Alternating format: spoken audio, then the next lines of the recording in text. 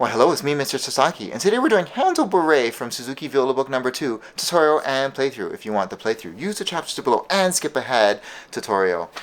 This song, near and dear to my heart, because it's the first song that I ever played in recital at the age of 14. Good memories. This song kind of plays on its own, but there are some difficulties that my students run into, so let's talk about those. Line 3. We have some exposed fourth fingers that we really want to make sure we're getting, so here they are. 4, 4, 4. Okay?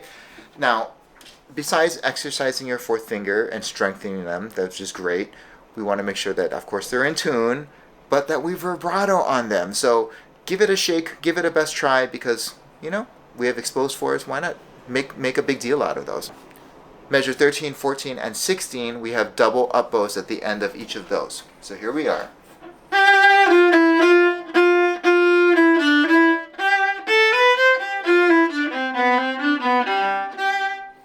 Don't be proud, mark those in, so make sure you really do those two up bows. Now, the last two things are more musical things for your performance. First, we have two different kinds of dynamics, generally. Terraced, forte, piano, mezzo forte. So they kind of like stop, and then one starts, and the next one starts here, here, here. Yeah. So, terraced dynamics. This song uses the other one, which is contour dynamics, where we follow the shape of the melody. So if the melody goes up in pitch, we get louder, and if it goes down in pitch, we get quieter. So it's an easy way to be musical, and this piece really exemplifies that well. So let's use the first line as an example.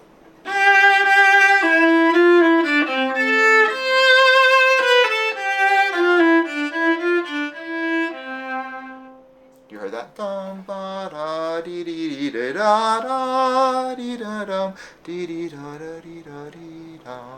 Right? So you just follow that contour of the melody. You'll be sounding musical and awesome at the same time. Alright, last thing. This piece has a vortex trap, okay? Now, both the first section and the ending of the second section sound the same. They start this way.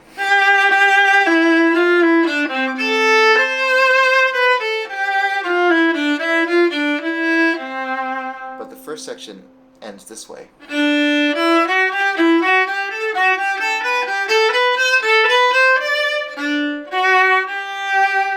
The second section ends this way.